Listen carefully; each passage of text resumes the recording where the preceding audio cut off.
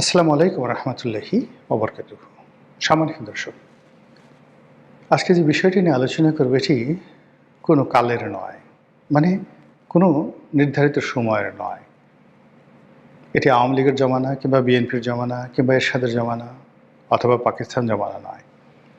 আজকে যে বিষয়টি বলবো সেটা হলো রাজনীতির মহাকালের ইতিহাস।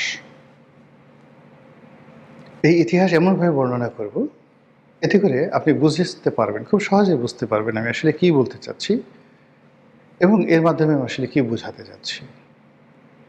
এবং এমনভাবে বলবো যাতে করে আপনি সিদ্ধান্ত নিতে পারেন নিজের সম্পর্কে, দেশ সম্পর্কে, কাল সম্পর্কে।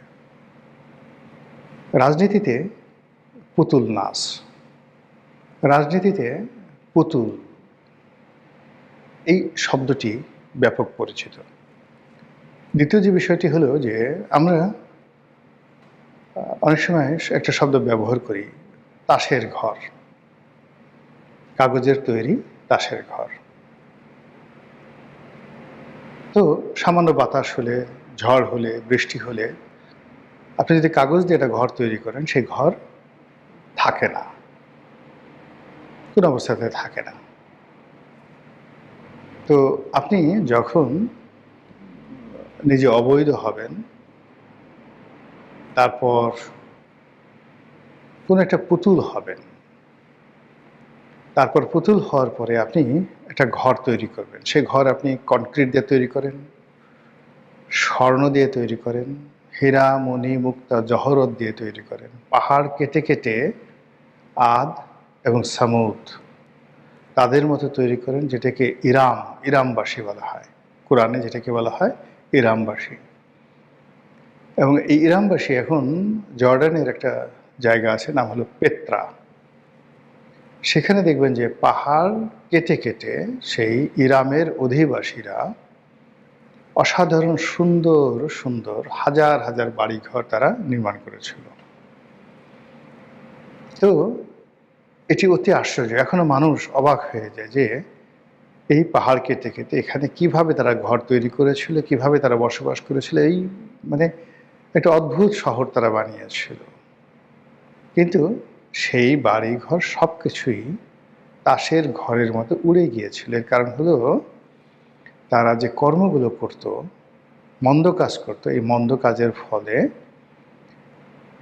তাদের প্রাসাদগুলোর কোনো ভিত্তি ছিল না, তাসের ঘরের মতো হয়ে গেছিল। বিষয়টা জটিল যেন না হয়, সহজভাবে বলি। যেমন ধরুন, যাত্রা মঞ্চে আমরা অভিনয় করি, কেউ রাজা, কেউ সেনাপতি, কিন্তু সকালবেলা আমরা তাদেরকে কি দেখি? গণেশ হয়তো রাজার চরিত্রে অভিনয় করেছে, সেনাপতির নাম পরেশ, এরকম। তো ওই পরেশ এবং গণেশ কখনো রাজা হয় না। রাজা হতে হলে তাকে সত্যিকার অর্থে সিংহাসন দরকার হয়, রাজ্য দরকার হয়, জনগণ দরকার হয় এবং সময় দরকার হয়। তো সেই অর্থে যদি আপনি আপনার ক্ষমতা বলে একটি রাজত্ব প্রতিষ্ঠা করেন এবং সেই রাজত্বে ন্যায় বিচার থাকে, সুশাসন থাকে, রাজনীতির সমস্ত উপকরণগুলো আপনি সেখানে প্রতিষ্ঠিত করেন, আর রাষ্ট্র ক্ষমতার যে অধিষ্ঠিত হওয়ার যে নিয়ম এবং কানুন যেভাবে সারা পৃথিবীতে অনুসৃত হয় সেইভাবে, অর্থাৎ আপনি তলোয়ারের জোরে প্রতিপক্ষকে বিজয়ী পরাজিত করে নিজে বিজয়ী হলেন, উত্তরাধিকার সূত্রে আপনার পিতার বা আপনার মাতার রাজত্ব আপনি লাভ করলেন, গণতান্ত্রিকভাবে জনগণের বিশ্বাস ভালোবাসা পেয়ে মধ্যযুগে জনগণের ভালোবাসা শিখতে হয়ে আপনি জনগণের নায়ক হলেন, বাংলাদেশের গোপালের মতো, পাল বংশের প্রতিষ্ঠাতা গোপালের মতো। তো এইভাবে যখন আপনি আসবেন, তখন আপনি যদি পাতার ঘরে থাকেন, কুড়ের ঘরে থাকেন, ওটাও পৃথিবীর সবচেয়ে সুরক্ষিত দুর্গ হয়ে যায়। আর দেখা গেল যে আপনার কোনো যোগ্যতা নাই, আপনি লেদু গেদু ধলার চাইতেও অনভিজ্ঞ, আপনি রাম শ্যাম যদু মধুর চাইতেও অশিক্ষিত। আপনার বুদ্ধি শুদ্ধি এটি একটি ছাগলের মতো, আপনার আচার আচরণ পাগলের মতো। তো এই আপনি অলনে ছাড়েন, দেখা গেল যে জুলিয়াস সিজারের নজরে পড়ে গেছেন, নেপোলিয়ন বোনাপার্টের নজরে পড়ে গেছেন, অথবা দিল্লির সম্রাট আকবরের নজরে পড়ে গেছেন। যে কোনো কারণে আপনাকে তার ভালো লেগে গেছে। তো তারা হঠাৎ করে সিদ্ধান্ত নিলেন যে আপনাকে যে কোনো দেশের একটা মসনদে বসাবেন।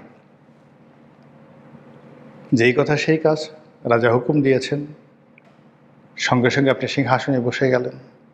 আপনার জন্য পোশাক বানানো হলো, আপনার জন্য ঘোড়া রেডি করা হলো, রথ, আবার সেই ঘোড়া টানার জন্য আপনার জন্য রথ বানানো হলো, আপনার জন্য মন্ত্রী মিনিস্টার আমির উমরা পায়েক পেয়াদা সব কিছু তৈরি করা হলো, আপনার জন্য হারেম তৈরি করা হলো, দেশ বিদেশ থেকে সুন্দরী রমণী এনে আপনার বাইজিখানাকে ভরিয়ে দেওয়া হলো, সারা দুনিয়া থেকে যত মদ্য আছে সেগুলো এনে সব ভরিয়ে দিল, এবং সবই আপনার যে মালিক জুলিয়াস সিজার, নেপোলিয়ন বোনাপার্ট, আকবর করলেন, এমনি এমনি করলেন।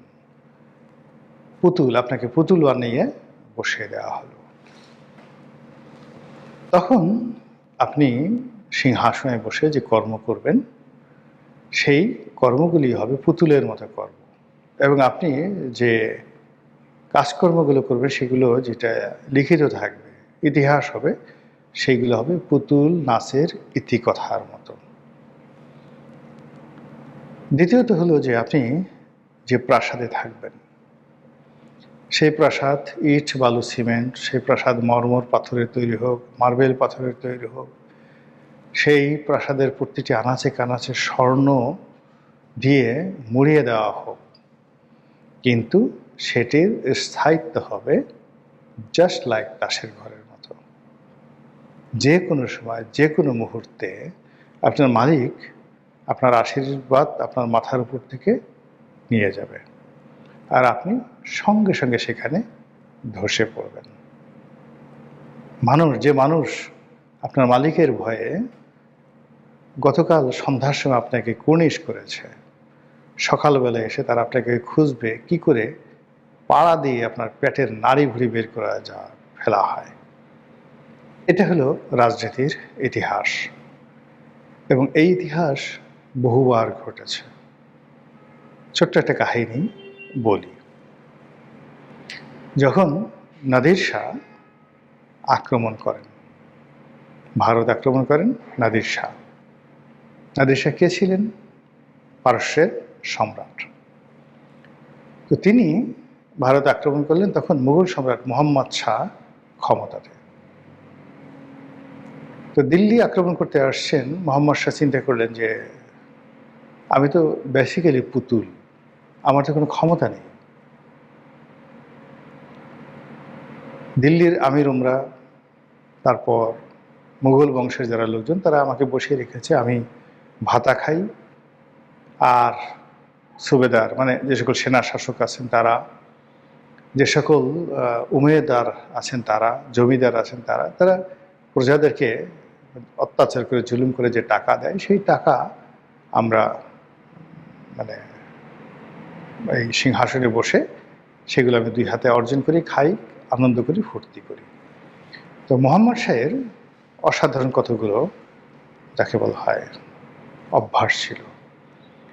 সে পৃথিবীর বিভিন্ন দেশ থেকে সুন্দরী সুন্দরী মেয়েদেরকে আনত বাচ্চা অবস্থায়, এবং এদেরকে কুমারী হিসেবে লালন পালন করত। তারপর সে যখন যৌবনবতী হতো, কিশোরী হতো, তখন তাকে আনা হতো রেপ করার জন্য বা তার সঙ্গে সঙ্গম করার জন্য। এবং এই যে আমি যে কাহিনীটা বলছি, এই কাহিনীটি খুশবন্ত সিং, বিখ্যাত লেখক খুশবন্ত সিং, তার দিল্লি বইতে এটি বর্ণনা করা আছে। যা হোক, এই পুতুল সরকার মোহাম্মদ শাহ, তিনি যখন সুখ স্বপ্নে বিভোর, ঠিক সেই সময়টিতে নাদির শাহ ভারত আক্রমণ করলেন, বাদশাহ দেখলেন যে যুদ্ধ করার দরকার নেই, এর সঙ্গে সমঝোতা করে তাকে তিনি রাজপ্রাসাদে ডেকে নিয়ে আসলেন। বলে আপনি যেভাবে বলবেন সেভাবে হবে। তো তিনি যখনই রাজপ্রাসাদে আসলেন, মুহূর্তের মধ্যে আমির ওমরা থেকে শুরু করে সবাই ওই প্রাসাদের যত গোপন কথা, যত টাকা পয়সা কোথায় কোথায় আছে সব গিয়ে নাদির শাহকে বলে দিল। নাদির শাহ 2 হাতে লুট করলেন সব কিছু, এবং যে ময়ূর সিংহাসন, যে ময়ূর সিংহাসন সম্রাট শাহজাহান বানিয়েছিলেন, নাদির শাহ সেই ময়ূর সিংহাসন নিয়ে গেলেন।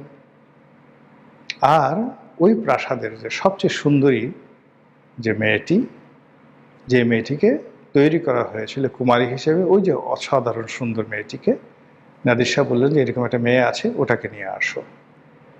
এবং নাদির শাহ সেই মেয়েটিকে ভোগ করলেন। এটাতে গেল এই অবস্থা। অনেক ক্ষেত্রে অনেক পুতুলের কন্যা, অনেক পুতুলের স্ত্রী ওই তাসের ঘরে এরকম বিজেতার দ্বারা ধর্ষিত হয়, বিজেতার দ্বারা মৃত্যুমুখে পতিত হয়। তো কাজেই রাজনীতিতে পুতুল হওয়া, রাজনীতিতে ক্রিয়ানক হওয়া, এটি যে কত বড় ডেঞ্জারাস একটা পুরুষের জন্য, এটা এতটা অবমাননাকার। প্রতিটি মুহূর্তে এই ধরনের পুতুল রাজা, পুতুল শাসক ধর্ষিত হতে থাকে। পুরুষের ধর্ষণ তো আপনি বুঝতে পারেন, নারীর ধর্ষণ যেভাবে মর্মান্তিক, পুরুষের ধর্ষণও মর্মান্তিক। পুরুষদের যখন তার মলদ্বার দিয়ে সেই যৌন কাম করা হয়, এটা একটা, যাকে ধর্ষণ করা হয় যে পুরুষকে, এর চাইতে কষ্ট করা আর কিছু হতে পারে না। তো বড় একটা পদ পদবিতে যখন এরকম একজন লোক বসে থাকে, বসে থাকার পর যখন এরকম ঘটনা ঘটে, তখন সেই পুতুলের যে বেদনা, তার যে কষ্ট, তার যে আর্তচিৎকার, সেই আর্তচিৎকার সে ছাড়া আর কেউ অনুভব করতে পারে না। কিন্তু ক্ষমতার লোভ এমন যে ক্ষমতায় যাওয়ার জন্য বহু মানুষ নিজেকে বিক্রি করে, নিজেকে ধর্ষণের জন্য প্রতিপক্ষের হাতে তুলে দেয়, নিজের পরিবার পরিজনকে বিপদ বিপত্তির মধ্যে ফেলে দেয়, তারপরও তাদেরকে পুতুল হতে হবে। কাজেই রাজনীতি করতে হয় নিজের যোগ্যতায়, ক্ষমতায় বসতে হয় নিয়ম মেনে।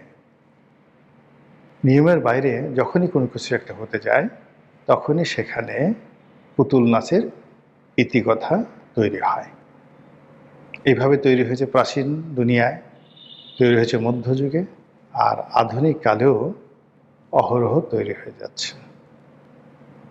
মহান আল্লাহ আমাদের সবাইকে হেদায়েত দান করুন এবং হেফাজত করুন। আসসালামু আলাইকুম ওয়া রাহমাতুল্লাহি ওয়া বারাকাতুহু।